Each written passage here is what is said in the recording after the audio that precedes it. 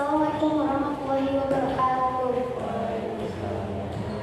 Selamat siang semuanya. Di sini aku sebagai moderator nama Febri Zahra dan di sebelah kanan bawah saya bernama Aisyah. Dia sebagai pencatat tentang hukuman mati dan sebelah sini Raina Risa. Saya Mandala. Dan sebelah kiri saya bernama Raffi Amali. Dan di sini juga kita akan menjelaskan tentang hukuman mati. Nah, di sini akan dijelaskan oleh Zain kenapa tidak setuju dengan adanya hukuman mati. Kontroversi mengenai hukuman mati salah satunya muncul karena amandemen kedua pasal 2A dan 28 di ayat 1 UUD 1945 yang menyatakan setiap orang berhak untuk hidup dan berhak untuk mempertahankan kehidupannya. Hak ini adalah hak asasi manusia yang tidak dapat dikurangi dalam keadaan apapun dan oleh siapapun termasuk negara. Selain itu, hukuman mati dinilai tidak sesuai dengan tujuan pemidanaan, yakni untuk menghalangi orang yang perbuatan kejahatan dan bukan membalas dendam. Hukuman mati dianggap tidak bisa menghilangkan kejahatan dan di masyarakat dan menciptakan masyarakat yang bahagia. Faktor penentunya bukanlah beberapa banyak kejahatan dengan adanya hukuman mati, tetapi bagaimana keadilan tetap ada dan dirasakan para korban kejahatan. Dan di sini juga akan dijelaskan oleh Muhammad Raffi Nawali kenapa bisa setuju dengan adanya hukuman.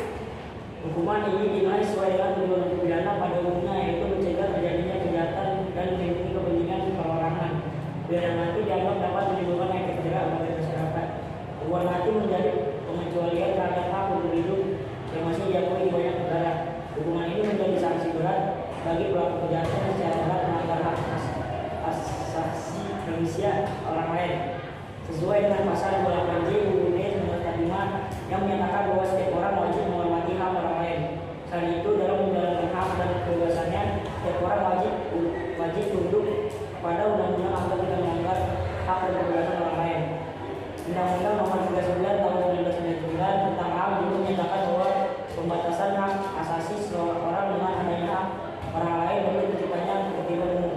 Dengan cara ini, hukuman mati dapat menciptakan rasa hormat dan penghargaan terhadap hak asasi manusia orang lain.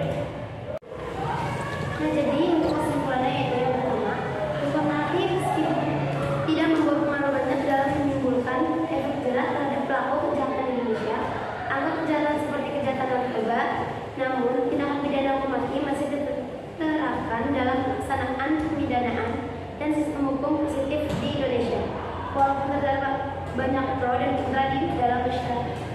Yang kedua, hukuman pidana mati merupakan jenis pelanggaran hak asasi manusia yang paling penting yaitu hak untuk hidup. Hak fundamental ini merupakan jenis hak yang tidak bisa dilanggar, dikurangi atau dibatasi dalam keadaan apapun, baik itu dalam keadaan darurat, perang, termasuk bila seseorang menjadi narapidana atau sekarang. Nah, yang satu lagi untuk contoh, pemerintah Indonesia diharapkan dapat menghormati dan menerapkan standar tertinggi pelaksanaan hak asasi manusia dalam setiap kegiatan nasional dan dapat menyesuaikan dengan hubungan internasional, antara lain dengan menghapus ancaman hukuman mati terhadap pelaku tindakan pidana dengan alternatif pidana seumur hidup atau denda seberat-beratnya. Pemerintah melalui institusi yang sudah ada untuk meninjau dan menganalisis kembali atas seluruh peraturan perundang-undangan mengenai ketentuan pidana hukuman mati dan diharapkan untuk lebih maksimalkan penegakan hukum dan HAM di Indonesia dengan berupa menciptakan pemerintahan yang bersih dalam menegakkan aturan hukum serta menjunjung tinggi nilai-nilai universal HAM dalam bentuk pernyataan dan tindakan yang nyata. Yang kedua, disarankan kepada hakim, jaksa, polisi, dan aparat penegakan hukum lainnya dalam pelaksanaan hukum menerapkan hukuman maksimal dengan hukuman penjara seumur hidup, bukan hukuman mati. Karena dengan demikian dapat memberi kesempatan kepada terpidana untuk bertobat dan mengurangi